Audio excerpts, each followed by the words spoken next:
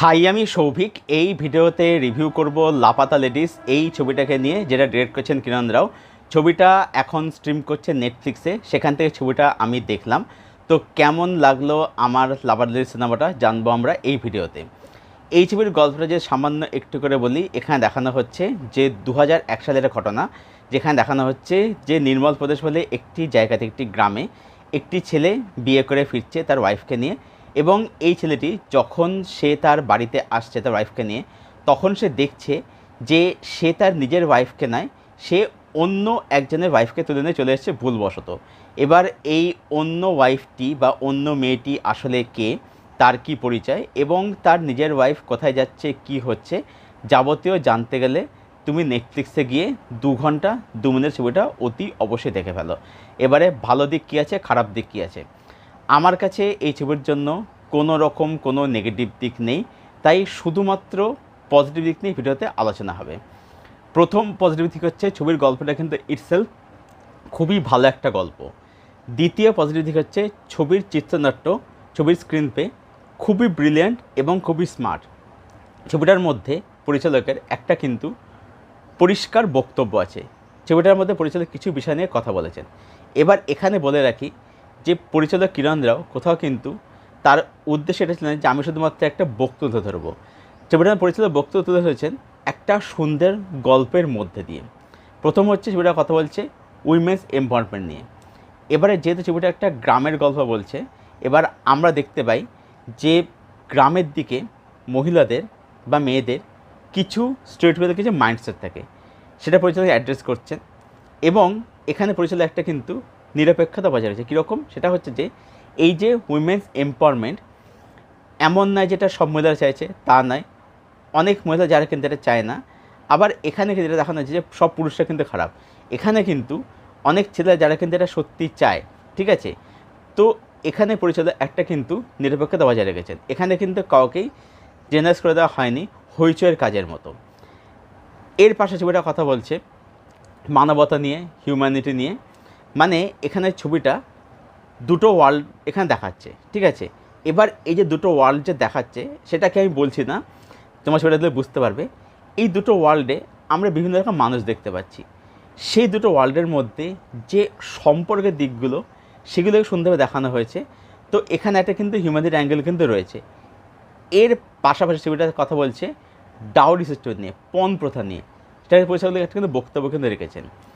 এবং তার পাশাপাশি ছবিটার মধ্যে ড্রামা এখানে সুন্দরভাবে এস্টাবলিশ করা হয়েছে। কিছু স্মার্ট হিউমার আছে এবং সেই হিউমারগুলো কিন্তু কোনো রকম কিন্তু কাঁতগুলো দিয়ে হাসান নাই। ছবির চিত্রনাট্য যেমন এনগেজিং, মানে যে ছবিটার মধ্যে সব কিছু না কিছু হচ্ছে, অডিয়েন্স কিন্তু কত বোর কিনতে হয় না। এর পাশাপাশি ছবিটার মধ্যে যেহেতু কোনো রকম অপ্রয়োজনীয় অহেতুক জিনিসপত্র নেই, যেমন ছবিটার যে ন্যারেটিভটা কিন্তু একদম টু দ্য পয়েন্ট।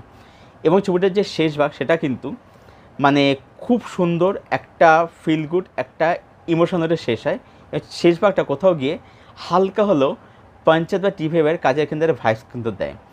তো রাইটিং এখানে সব মিলে কিন্তু ব্রিলিয়ান্ট রাইটিং এখানে কিন্তু করে, ব্রিলিয়ান্ট এবং স্মার্ট রাইটিং এখানে করা হয়েছে। এর পাশাপাশি ছবিটার মধ্যে বলবো এখানে কিন্তু সবার পারফরমেন্স কিন্তু দেখবার মতো।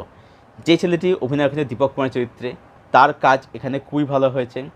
এখানে আমরা যে দুটো বউকে দেখতে পাই, সেই দুটো বউর যে অভিনয় যারা করেছে, যে দুটো মেয়ে অভিনয় করেছে, তাদের অভিনয় এখানে খুবই ভালো। এখানে যারা শ্বশুরের যে অভিনয় যারা করেছেন, তাদের অভিনয় খুব ভালো। তার পাশে সাপোর্টিং যারা অভিনয় করেছেন, তাদের অভিনয় কিন্তু খুবই ভালো। তো এখানে পারফরমেন্স প্রত্যেক কিন্তু খুব ভালো হয়েছে। তবে এখানে সবথেকে ভালো কাজ কিন্তু রবি কিষান ভদ্র যখন স্ক্রিনে এসেছেন, তিনি কিন্তু ফাটিয়ে বেরিয়ে গেছেন। কিন্তু তার কাজ এখানে সবথেকে ভালো হয়েছে। তার অভিনয় ছবিটাকে কিন্তু একটা আলাদা মাত্রা যোগায়। ছবিটা টেকনিক্যালি খুবই ব্রিলিয়ান্ট। যেহেতু ছবিটা 2001 সালের গল্প দেখানো হচ্ছে, সেই কারণে ছবিটার মধ্যে যে লুকান, সেটা কিন্তু সে অনুযায়ী রাখা হয়েছে। এবং ছবিটার মধ্যে যেভাবে গ্রামটাকে এস্টাবলিশ করা হয়েছে, গ্রামটা কিন্তু ইটসেলফ একটা কিন্তু ক্যারেক্টার হয়ে কিন্তু ওঠে। ছবিটার মধ্যে সেট ডিজাইন বলি, লোকেশন বলি, ক্যামেরার কাজ, কালার গ্রেডিং, সেগুলো অবশ্যই ভালো। ছবির মধ্যে গান এবং গানের ব্যবহার খুবই ভালো। বিশেষত লাস্ট গানটা আমার সবথেকে ভালো হয়েছে, খুবই ভালো লাস্টের গানটা। সবকটা গানই খুবই ভালো এবং গানের ব্যবহার কিন্তু প্রত্যেক গানের ব্যবহার কিন্তু খুবই ভালো, খুবই সুন্দর। এবং গানের মধ্যে মোমেন্টগুলো এত সুন্দর করে ফুটে আসে যে সেটা কিন্তু দেখতে খুব সুন্দর লাগে। তো সব মিলিয়ে বলবো যে লাপাতা লেডিস এই ছবিটা একটা ব্রিলিয়ান্ট সিনেমা হয়েছে, খুবই ভালো সিনেমা হয়েছে। এবং আমি এটাও বলবো যে আমাদের এখানে যারা সিরিয়াল মেকার্স তাদের এই ছবিটা থেকে শেখা উচিত যে একটা নারীকেন্দ্রিক কাজ বা এই যে উইমেন্স এম্পাওয়ারমেন্ট সেটাকে দেখা, সেটা কিন্তু দেখে শেখা উচিত। যে উইমেন্স এম্পাওয়ারমেন্ট মানে কিন্তু এটা নয় যে সেখানে তুমি সব পুরুষদেরকে জেনারেলাইজ করে দেবে। তো সব মিলিয়ে আমি এই ছবিটাকে দেব 9/10। এই ছিল আমার রিভিউ লাপাতা লেডিস এই ছবিটাকে নিয়ে। ছবিটা যারা এখনও দেখোনি নেক্সট জায়গাও যে ছবিটা অতি অবশ্যই দেখে ফেলো, দেখে জানাও ছবিটা তোমাদের কীরকম লাগলো। আর ছবিটা যারা অলরেডি দেখে ফেলেছো তোমাদের ওপিনিয়ন শেয়ার করো কমেন্ট বক্সে, ভিডিওটা লাইক করে সাবস্ক্রাইব করো, পাশের বেল বাটনটাকে প্রেস করে দেয় এরকম আরও রিভিউ পাওয়ার জন্য। আর আমার সাথে যুক্ত আমার ফেসবুক এক্সপিরিয়েন্স দেওয়া থাকে, সেখান থেকে তোমরা আমার সাথে যুক্ত সেখান থেকে ফ্রেন্ড হতে পারি। দেখা যাচ্ছে তোমাদের সাথে পরের ভিডিওতে। Till then tata.